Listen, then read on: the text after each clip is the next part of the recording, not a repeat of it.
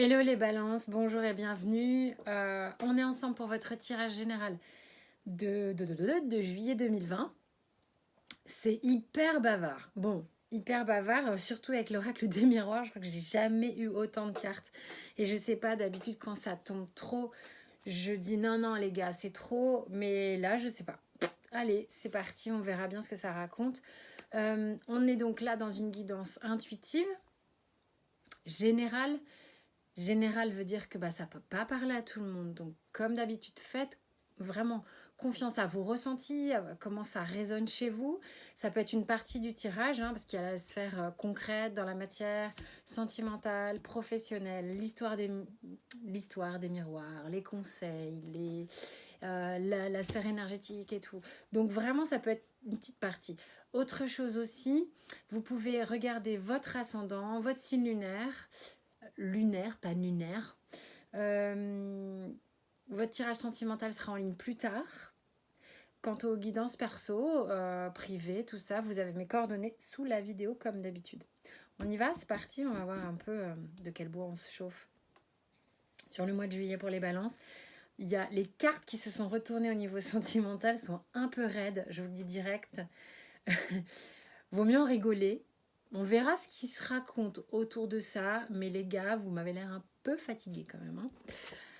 Donc, on a l'illusion et la bénédiction avec la triade. À chaque fois, je me fais avoir 2 minutes. Je vais allumer cette gentille petite lumière en plein qui va nous permettre d'y voir un peu plus clair. D'ailleurs, qui va nous permettre d'y voir un peu plus clair. Là, vraiment, on vous dit... sur le mois de juillet, ça serait peut-être le moment de vous arrêter 2 secondes. Là, on vous dit, attends, tu veux bien ralentir là? Ralentir 2 secondes de tout le cirque que tu es en train de... Là, en fait, il y a l'illusion que vous faites, le déni dans lequel vous êtes, quelque chose qui... du rôle que vous jouez, des masques que vous empruntez pour satisfaire un petit peu tout le monde, là, comme ça. Et on vous dit, stop, ça suffit. On verra le dos de deck après. Mais on vous dit, mais là, à quel moment tu vas t'arrêter? À quel moment tu vas prendre un peu le temps, 2 minutes, d'aller vers l'extérieur, t'occuper, tourner autour du pot comme ça pendant 20 ans? Non, là, on te demande, balance, en tous les cas, pour ceux à qui ça parle, de prendre un instant et d'observer véritablement, sans filtre, une situation, ta vie, des situations. Tu prends ce qui te parle. On verra le dos de deck. Désolée, j'ai un peu le nez qui fait ça à cause des pollens. Alors, ensuite, concrètement dans la matière, il se passe quoi? J'ai le 7 d'épée. C'est un peu le filou, ça.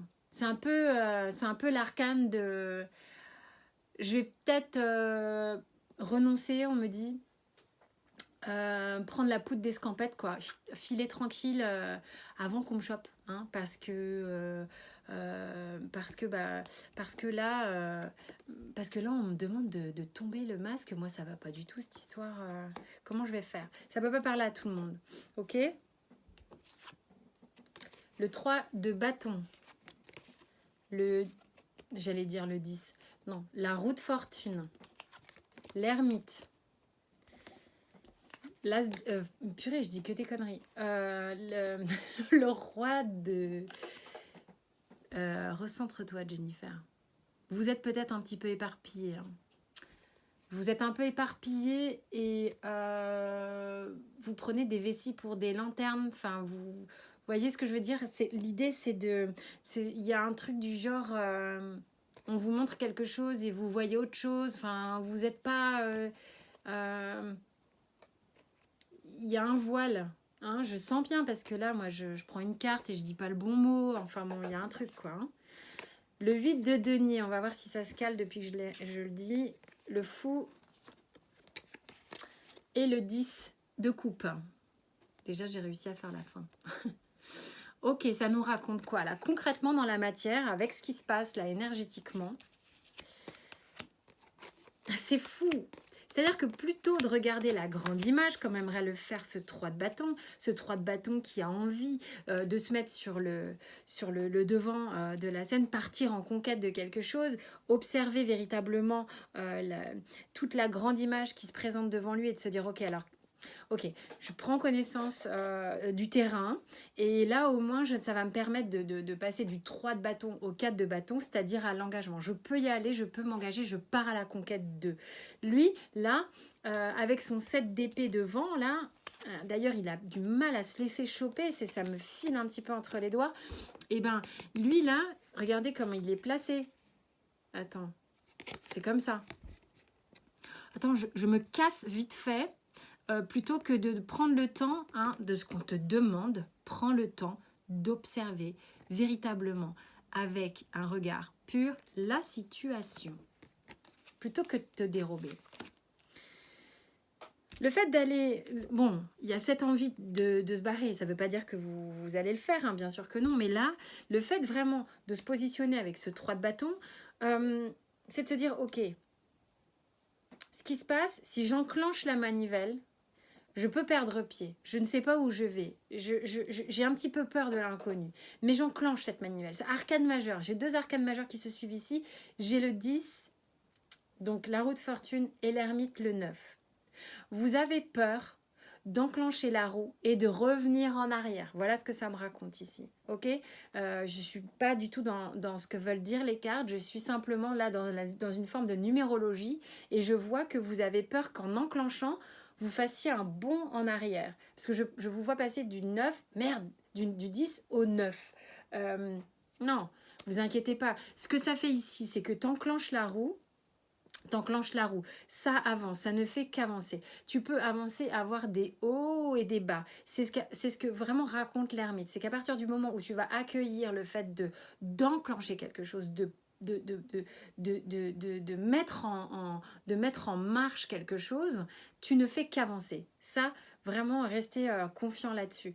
Le truc, c'est que l'ermite, il accueille les hauts et les bas de cette roue. Ok, c'est ce parcours initiatique, c'est le cheminement vraiment spirituel qu'a cet ermite qui est incroyable en fait, que parfois on peut penser comme ça, c'est redoutable, mon Dieu, je vais faire face à des émotions. Oui, mais alors par contre, on en sort vraiment radicalement grandi. Ok, donc il y a une petite peur là-dessus, mais c'est ok. Le roi d'épée reprend justement après, sans doute là sur le mois de juillet, cette introspection de l'ermite en tous les cas, lui permet de retrouver un petit peu ses jalons, son positionnement. Voilà, vous allez peut-être, vous Balance, réussir à être un petit peu plus stable sur vos appuis. On a l'huile de denier derrière, le fou et le 10 de coupe. Il y a vraiment des balances qu'il a, peut-être en ayant le courage d'observer la situation avec le 3, vous les voyez pas, merde c'est chiant, avec le 3 de bâton, d'observer la situation, d'avoir le courage d'enclencher cette roue, d'avoir le courage d'aller voir à l'intérieur aussi ce qui se passe avec cet ermite, et enfin pouvoir se positionner et travailler sur soi véritablement pour être à l'aise dans le lâcher-prise que propose le fou, dans le fait de démarrer quelque chose. Parce que ce qui vous motive là, quand même les gars, c'est le 10 de coupe. C'est ça. Hein. Le 10 de coupe, il vous motive et il vous fait flipper. Hein. Parce qu'à la base, voilà. Vous savez que l'épanouissement, il est là, mais ça vous fait peur, hein, ça.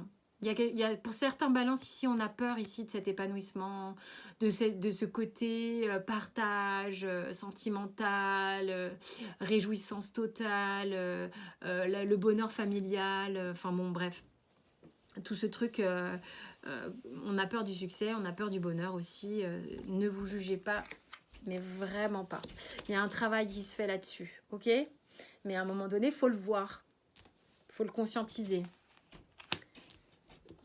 En fait, ce qu'on me dit là, c'est le truc, c'est que certains, effectivement, et ça arrive à plein de gens, on a peur du bonheur parce qu'on se dit, mais si j'y vais, donc déjà je prends un risque, je me sens vulnérable, mais surtout, mais si j'accède au bonheur, combien de temps ça va durer ? Est-ce que je vais le perdre ? Et est-ce que ça va me faire mal ? Ok ? Au niveau de la sphère sentimentale, il se passe quoi ? On commence avec le monde, on va voir. et le 10 d'épée. On va voir parce que, oh là, c'est les montagnes russes les gars. Hein. Le 3 de coupe, la reine de coupe, la reine de denier, excusez-moi, le 5 de denier. Il y a des grandes dualités hein, chez vous émotionnellement. Le 9 d'épée, bonne prise de tête aussi. L'étoile et le 10 de bâton. C'est pas un long fleuve tranquille sur la vie sentimentale pour les balances là au mois de juillet, clairement. Enfin, je veux dire, je vais pas vous raconter non plus n'importe quoi. Ici, on a des balances. On a des balances qui oscillent complètement. Je pense que c'est le travail concret qui est fait dans la matière ici. Peut-être que oui, vous êtes en train d'enlever des masques. Oui, vous êtes en train de prendre le temps d'observer cette situation avec honnêteté, véritablement. Et la roue qui s'enclenche avec l'ermite, là, vous fait tournoyer, ok. Vous êtes... les up and down sont peut-être ceux-là, ok. On a ce truc de machine à laver. Vous êtes enfermé avec ce monde-là, entre cette envie de s'épanouir et la charge émotionnelle que ça vous balance dans la gueule. Il y a... en fait, c'est je veux m'accoucher de moi-même, je veux me développer, m'épanouir et tout ça, mais je suis épuisée. Je suis épuisée par tellement de luttes avec ce 10 d'épée, tellement de choses qui m'ont achevée, tellement il y a vraiment, oui, j'ai lutté sur une situation, j'ai donné le meilleur de moi-même d'une certaine façon, mais je me suis fatiguée peut-être dans une relation aussi qui n'était pas la bonne. Je suis au ras des pâquerettes et j'ai très peur de ne pas me relever. Et puis tout à coup, vous renouez avec le 3 de coupe, la joie, cette idée que, vous savez que vous êtes tout près du bonheur, des festivités, de repartager quelque chose émotionnellement avec quelqu'un, mais vous avez ce truc en vous qui a besoin d'être rassuré avec cette reine de denier. Et puis il y a ce petit lapin qui est là, qui est planqué, qui a peur. En fait, on a besoin presque d'être enveloppé, d'être rassuré véritablement, parce que juste derrière, j'ai la blessure d'abandon avec ce 5 de denier. On a peur de faire, mais genre... le flop complet quoi, et de se retrouver le bec dans l'eau, voilà, et ça angoisse terriblement avec ce 9 d'épée. Et on vous dit pas de panique le gars, pas de panique les gars, t'as l'étoile, t'as vraiment un arcane majeur qui est très protecteur, très doux, très rassurant justement. Je pense que vraiment ici, les balances, faites confiance à votre guidance intérieure, faites confiance à votre intuition, vous êtes accompagnés, vous êtes reliés très fort. Certains sont très sensibles, sont dans les ressentis, faites confiance à ça. Il y a votre mental, votre ego et l'ego blessé qui vous raconte tout un tas de trucs sur justement des blessures qui se réactivent, des peurs qui se réactivent. Et il y a aussi cet instinct que vous avez à l'intérieur de vous, cet instinct animal, cette vérité corporelle, ce ressenti puissant que vous avez à l'intérieur au niveau aussi du chakra du cœur qui sait exactement où vous allez. Vous êtes guidé, ok. Seul truc, c'est que ça vous paraît insurmontable. Jusqu'au jour où ça vous paraîtra pas insurmontable.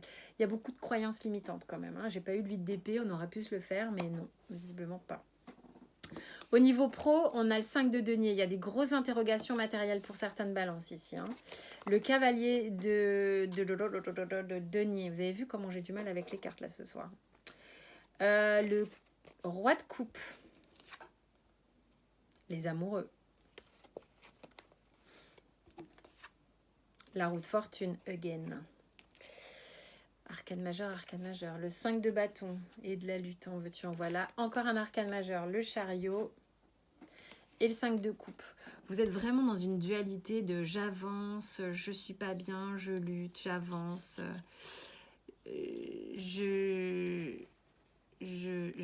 Vous avez vu, j'ai caché le chariot, quoi. Il y a quelque part, il y a des moments où vous avancez et puis parfois les doutes, une forme de mélancolie, de peur en lien avec les changements affectifs vous empêchent un peu encore d'avancer de temps en temps, hein, d'accord? Mais bon, là, on est dans la sphère, j'allais dire sentimentale. Le mot est sorti, donc c'était un message sentimental. On y va, on va pour le professionnel maintenant. Mais ça doit impacter votre vie pro, hein. Ok, on a toujours cette peur de manquer très forte là au niveau professionnel. Il y a pourtant des gens ici au centre, moi j'ai l'activation de quelque chose. C'est comme si une personne, une association, un couple, peu importe, était moteur d'un changement professionnel. C'est au centre, véritablement. Il y a quelque chose qui vous pousse à avancer. Il y a quelque chose qui vous met le feu pour... c'est comme une motivation sur l'avancement personnel au niveau professionnel. C'est quelqu'un qui vous donne cette motivation ou avec quelqu'un avec qui vous allez bosser, quelqu'un avec qui vous bossez peut-être déjà, je sais pas. Quoi qu'il en soit, il y a quand même encore, donc là la lecture je la fais comme ça, je sais pas pourquoi, il y a encore quand même une forme de lutte, hein, on a du mal à garder on se sent toujours en rivalité, je pense qu'on est en comparaison, on se compare aux autres, est-ce que je suis à la hauteur, est-ce que je suis pas à la hauteur, je suis toujours en train de lutter, ça me fatigue, il y a vraiment une forme de fatigue un petit peu, hein, chez vous. Bon, voilà, c'est ce que je ressens. On tient quand même à garder et à maintenir un équilibre peut-être en faisant fi un peu j'ai l'impression qu'on essaye un petit peu de masquer un peu la sphère émotionnelle et pourtant elle nous rattrape un peu, mais on la maîtrise, on essaye de maîtriser ça au maximum pour continuer d'avancer parce qu'on pense à quelque chose qui est important ici au niveau sentimental. Je sais pas, il y a une préoccupation sentimentale qui est peut-être moteur en tous les cas sur votre vie professionnelle où on se dit il y a eu des pots cassés, hein, je sais pas, il y a un truc qui nous préoccupe un peu, qui nous laisse pas tranquille.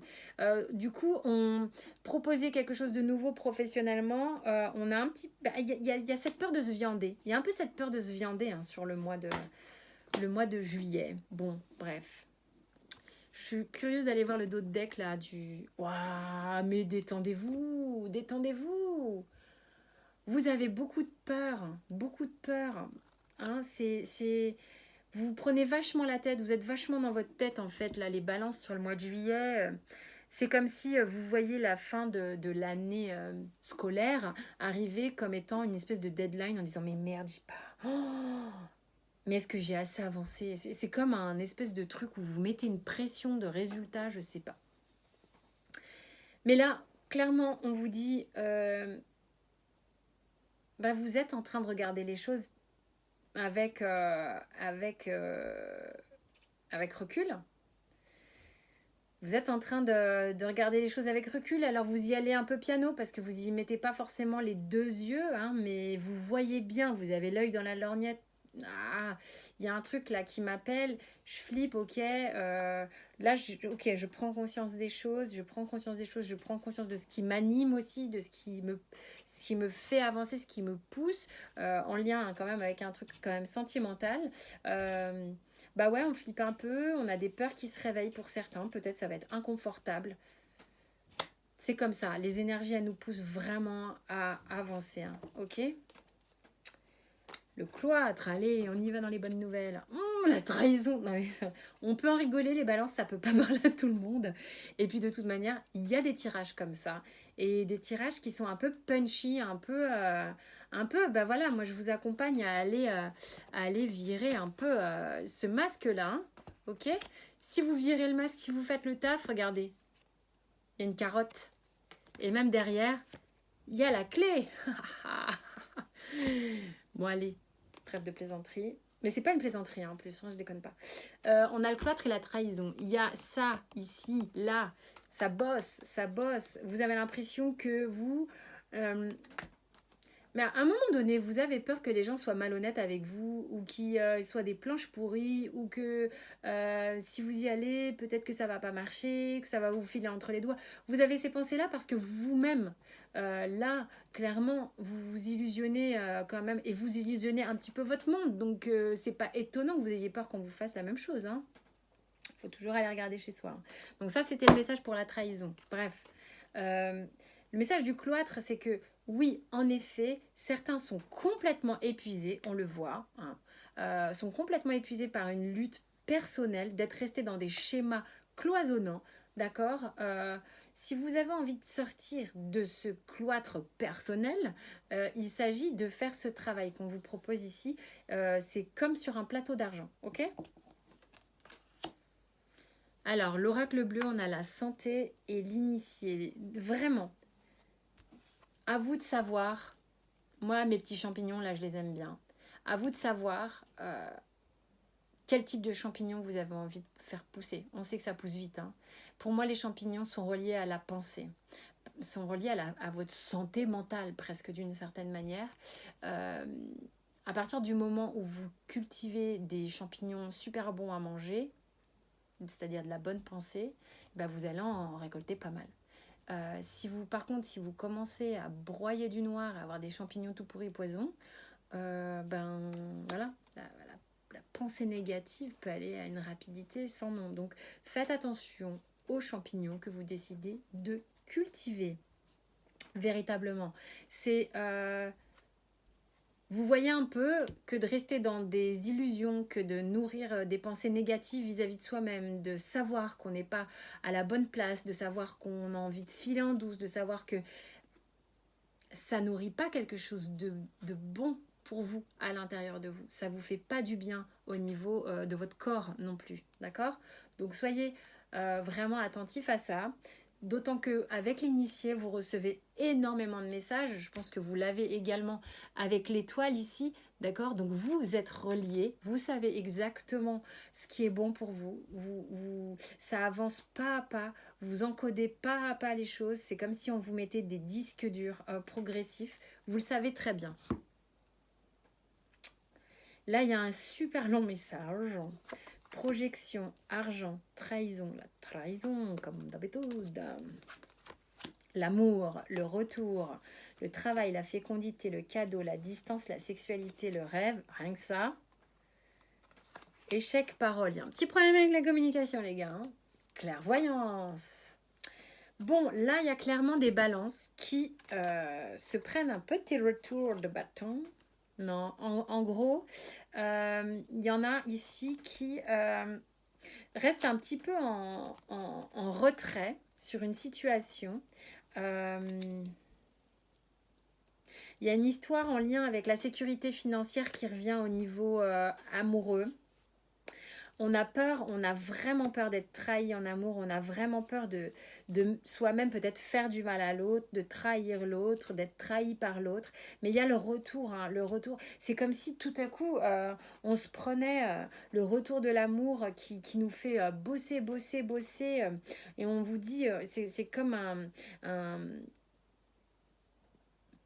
c'est comme c'est quand je vous dis le plateau d'argent, c'est comme un plateau qu'on vous offre là, une potentialité de travail fécond qui est amené à vous d'en prendre soin comme si c'était un bébé parce qu'il y a quelque chose de véritablement concret qui peut émerger de ça.